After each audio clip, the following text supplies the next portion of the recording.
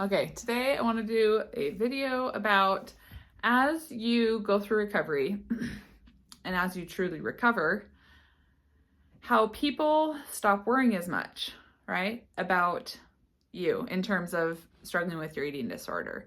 As you start, of course, especially as you start looking better, for people who don't fully understand eating disorders, they're going to assume you're doing better. However, when somebody is in recovery and they're not looking unwell, or perhaps they never quote unquote looked unwell, but they are still significantly struggling and they feel like their support is falling off, what that's like for someone in that mind and body, what that feels like. It's terrifying. And I have a lot of clients that are afraid to even get to that point because they don't know how they're going to handle that. They don't know how they're going to handle what they're going to do when they no longer are having people all around them worry and ask questions and encourage them to eat and, allow them to rest and not have any responsibilities and not have to go to school or work, or if they're a mom, not having to tend to all of the household chores and kids and whatnot. And so they're almost afraid to get themselves far enough into recovery where that's no longer, I guess, permissible, or it's no longer justified to be able to rest and to not have so many responsibilities. And I think I can completely relate. Like when I have clients talking about them, like I totally understand, because there's in some ways, it is even like the lure of going inpatient too. It's like, so you can just like not have to stress about any of life. You're kind of in this bubble. You kind of just are being told what you have to eat. You're, not having to do anything really, other than just focus on recovery. And so as I moved forward in recovery and started to realize I'm actually doing better, like I can actually, take on a little bit more responsibility. I can actually start doing these things. But then at the same time, like I was happy about that, but at the same time, I kind of missed that feeling of being taken care of and people being worried about me and that attention. And as I continued on through recovery, I started realizing, hold on a second, you actually don't have to have an eating disorder to have your needs met. You actually don't have to be in recovery for people to listen and to understand that you may be struggling. When you find yourself fully recovered, you're going to have things come up where you have needs that need to be met, and you can actually communicate and verbalize those things. Hey, I'm really tired today. I don't want to cook and I need help with the laundry. Can someone put Hazel to bed?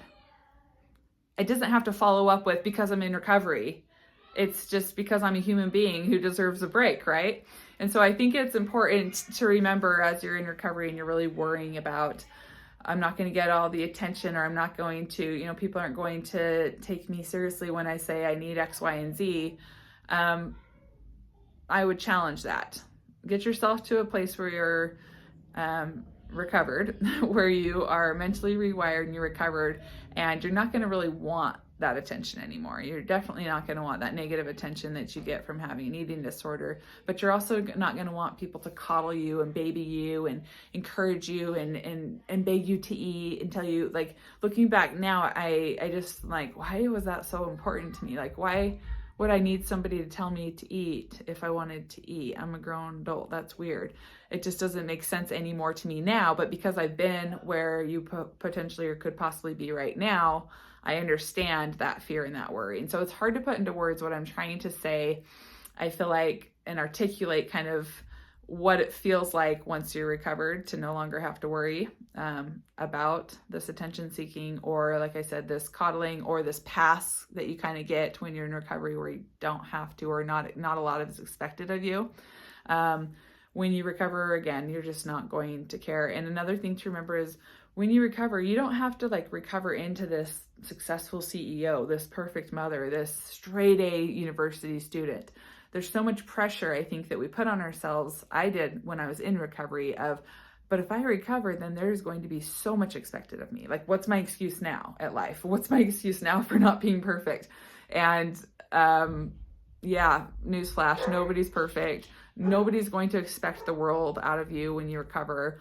And I think learning to have grace with yourself and being patient and compassionate and understanding and just kind of rediscovering who you are, you're going to see, of course, you're not perfect. Of course, you're not perfect, and it's okay. Everybody has imperfections, and everyone has challenges in life.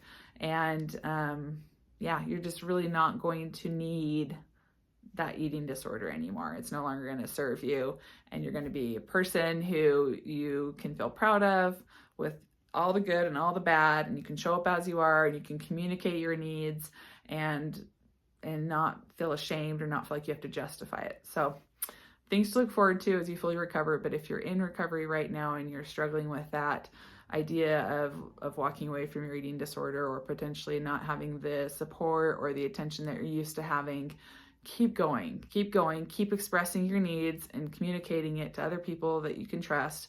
And then just know that as you continue through this process, that will continue. You can continue to talk about other things in your life that you struggle with. So with that, I hope you all have a wonderful day. Bye.